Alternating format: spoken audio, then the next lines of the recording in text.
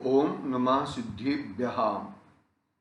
नमो अरिहन्ताणं, नमो सिद्धाणं, नमो ऐर्याणं, नमो वज्रायाणं, नमो लोये सौसाहुं।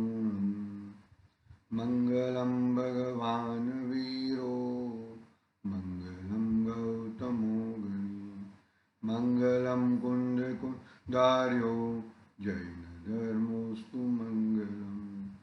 सर्वमंगल्य मंगल्यम सर्वकल्याणकारकम, प्रधानम सर्वधर्मानां, जैनम जयतु शासनम, जैनम जयतु शासनम। येनात्मबुद्धयतात्मेव परत्वेनैव चारपरम्, अक्षयनन्तबोधाय नमस्तु परमात्मने। चेति चेतन चेत्या विना किम चालसे।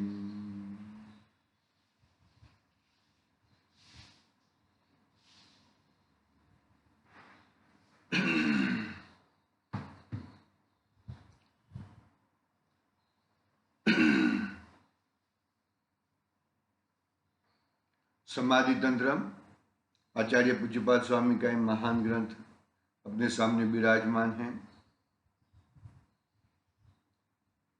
आज 36वीं गाथा प्रारंभ करेंगे। 35 नंबर की गाथा में यह बताया कि तप में खेद मानेगा, तप में खेद मानेगा तो तू गड़बड़ करेगा। तप में खेद मानना यानी कि क्या, कि तू तेरे अपने स्वरूप में, अपने स्वरूप को तू खेद गिनता है, अपने आत्मा को तू खेद रूप गिनता है, अपने आत्मा को पर से सम्मिलित गिनता है। ऐसी गड़बड़ करके भाई तू कभी तेरा तप का फल यानी कि आत्मा का आश्रय कभी नहीं होएगा। पकड़ना बात को जरा शांति से। यदि जो तू इस तरह से अपने आत्मा को यथार्थ रूप से नहीं देखेगा, अपने आत्मा को यथार्थ रूप से नहीं भासेगा, तो तेरा आकुलित चित्त के कारण तेरा ये मनुष्य भाव भी सफल नहीं होएगा और तू कुछ काम नहीं कर पाएगा, ऐसा कहते हैं। देखो उससे आगे 36 नंबर की गाथा में क्या कहते हैं कि फिर तत्व शब्द से क्या कहना चाहते हैं। तत्व शब्द से क्या कहना चाहते हैं, तो बोलते निज वस्तु का भान, अपनी वस्तु का ही भान निरंतर होता है। हकीकत में जो जो द्रव्य हैं, जो जो तत्व हैं, वो उसमय है। क्या कहा, जो जो तत्व हैं वो साकर है, तो साकर मिठासमय है। जहां जहां पे मिठास दिखती है वो साकर की है। ऐसी बात है। तो यहाँ पे तत्व शब्द से क्या कहना चाहते हैं वह कहते हैं। गाथा 36 पाना क्रम पेज नंबर है 72 नंबर का पेज है। अविक्षितम मनस्तत्वम वीक्षितम भ्रांतिरात्मना, धारयेत दवीक्षितम विक्षिप्तम नाश्यति ततः। क्या कहते हैं, निश्चल मन ही तत्व है, चंचलता निज भ्रांति, स्थिर में स्थिरता राखी, तज अस्थिर मूल शांति। क्या कहते हैं यहाँ पे कि तू बाहर में कितना भी गड़बड़ कर ले, बाहर में कितने को अपना मान ले, कितने को बुरा मान ले, कितने को पर मान ले, लेकिन उससे तेरा वो बाहर वाला न तेरा होने वाला है न उसका तू होने वाला है। दोनों चीज भिन्न भिन्न है। संयोग दृष्टि भी भिन्न है और आत्मदृष्टि भिन्न है। आत्मदृष्टि होएगी तब संयोग दृष्टि नहीं रहेगी, और संयोग दृष्टि रहेगी तब आत्मदृष्टि नहीं रहेगी। आई बात समझ में? ये जीव कल बताया था, तो यह जीव संयोग से ही अपने को देखता है, आईने में देखता है, आईने में शरीर को ही अपना मानता है, इससे ही मेरा अस्तित्व है। वो बहुत बड़ी अजीव तत्व संबंधी भूल हो जाती है। और अजीव तत्व में जो कुछ होता है उसको अपना मानता है। ये ऐसा नहीं होना चाहिए, ऐसा नहीं होना चाहिए। ऐसी मान्यता के कारण निरंतर दुख का वेदन, आकुलता का वेदन निरंतर आश्रव होते रहता है, कर्म का आना निरंतर रहता है। देखो यहाँ पे क्या कहते हैं, गाथार्थ पढ़ रहा हूं मैं यहाँ पे। रागादि परिणति से रहित तथा शरीर और आत्मा को एक मानने रूप मिथ्या अभिप्राय से रहित। क्या कहा? रागादि परिणति से रहित तथा शरीर और आत्मा को एक मानने रूप मिथ्या अभिप्राय से रहित। रागादि पर के खाते में डाल दिया। मुझे ये वस्तु जानने में आई तो मुझे राग हुआ, तो वो जो चीज जानने में आई वो चीज का राग है, वो राग उसका है, वो राग मेरा नहीं है। राग विकारी भाव है, विकारी भाव मेरा कैसे हो सकता है? मैं तो मेरे स्वभाव भाव में रहूंगा ना।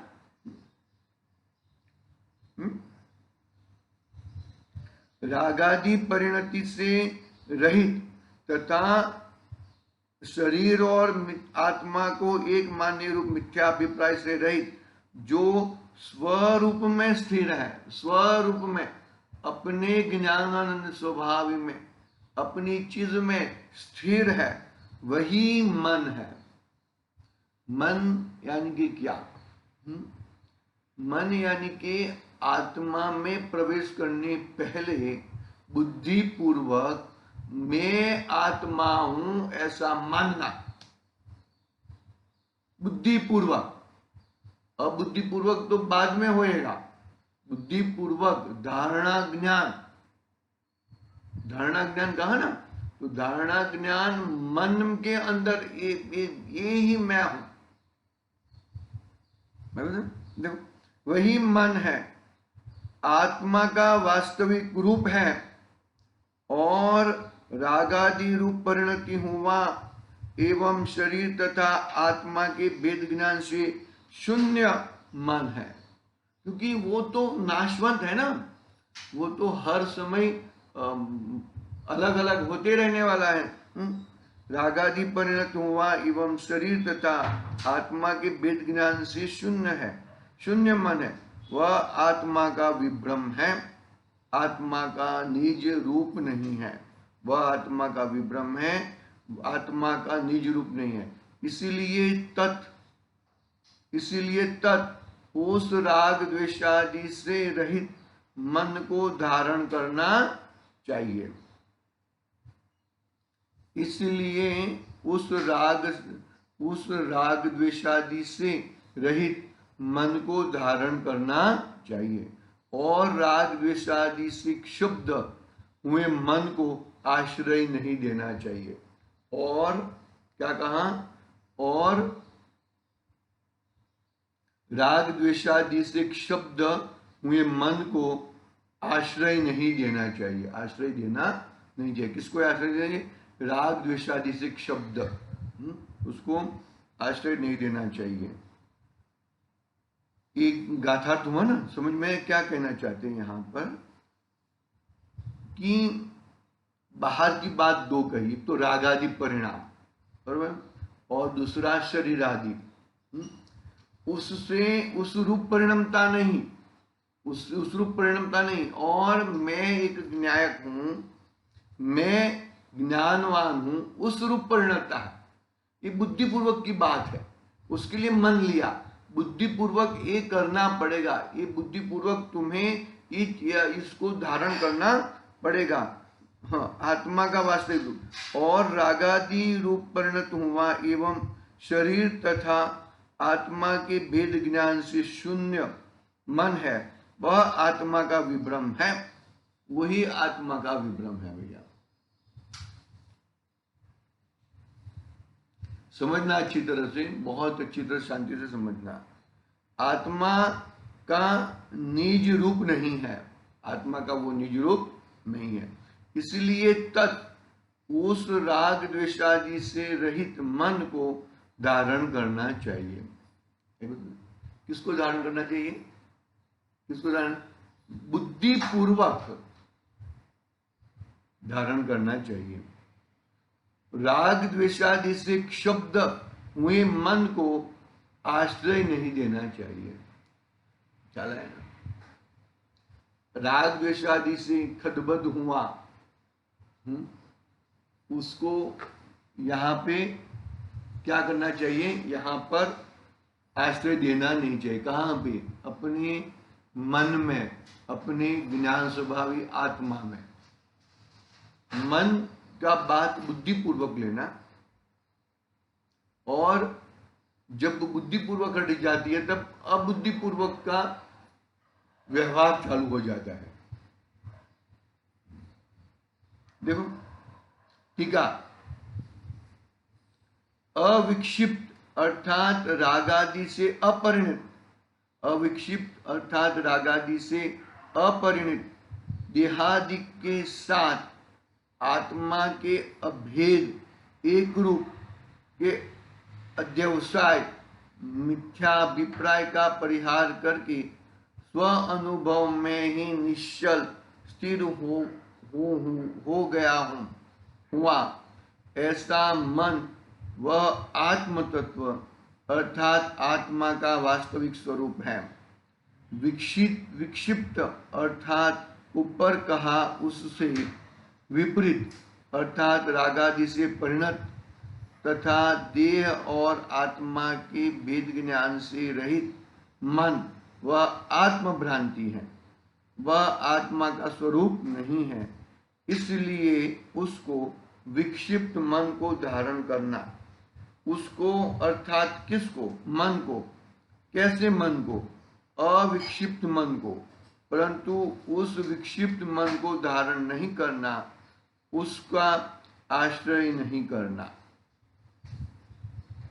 शांति से धीरज पूर्वक किसका आश्रय करना है और किसका आश्रय नहीं करना है, बुद्धिपूर्वक हमें देखना चाहिए।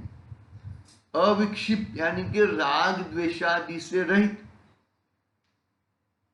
विक्षिप्त यानी कि राग द्वेषादि सहित, अविक्षिप्त, अविक्षिप्त अर्थात राग द्वेषादि से अपरिणत देहादि के साथ आत्मा के अभेद एक रूप के अध्यास मिथ्याभिप्राय का परिहार करके स्व अनुभव में निश्चल, अपने स्वभाव में ही निश्चल, मैं मेरे स्वभाव से कहीं जाने वाला नहीं हूं।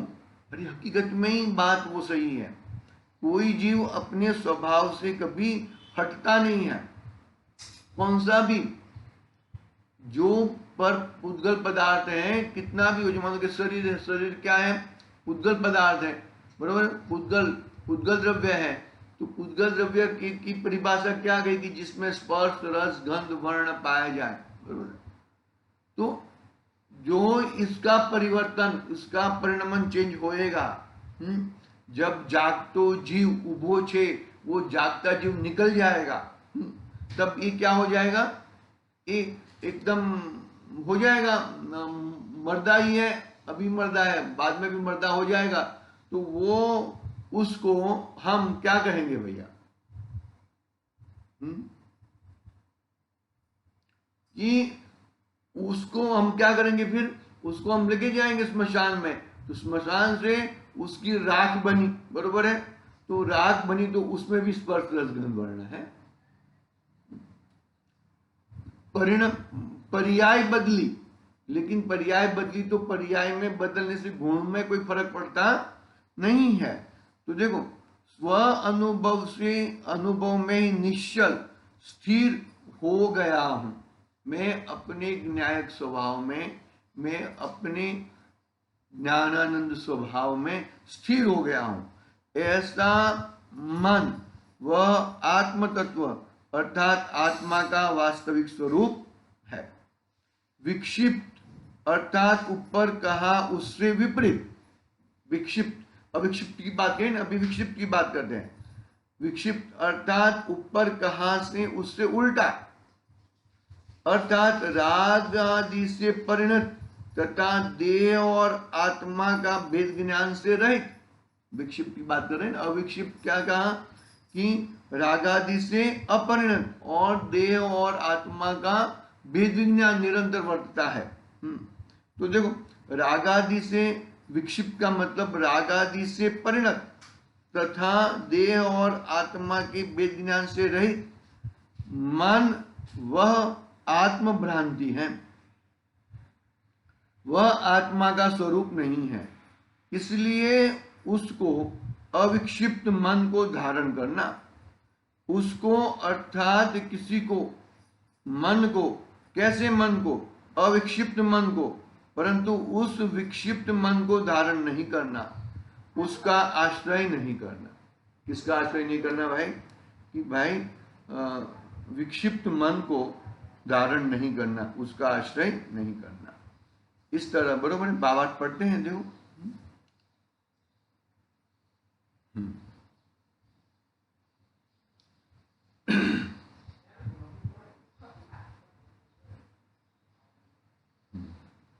बाबा, जो मन राग द्वेष से विक्षिप्त नहीं होता, आकुलित नहीं होता, देहादिक में आत्मबुद्धि नहीं करता और आत्मस्वरूप में निश्चल रहता है, वह आत्म तत्व है, आत्मा का वास्तविक रूप है।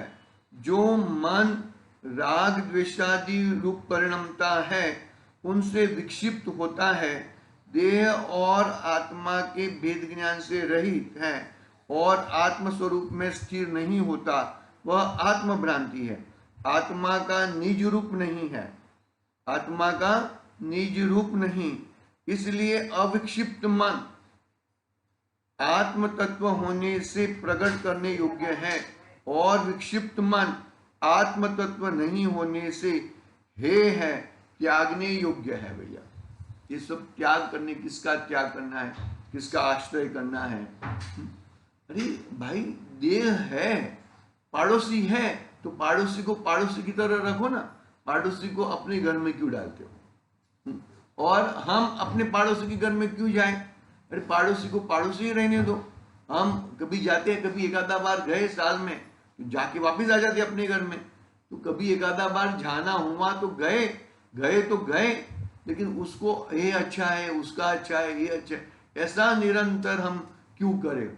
ऐसी निरंतर बात को हम छोड़ें और अपने विनायक देव को संभालें, तो ही अपना कल्याण होएगा, तो ही अपना तत्व का परिचय होएगा, तो ही अपना तत्व का परिणमन होएगा, अन्यथा परिणमन नहीं होएगा।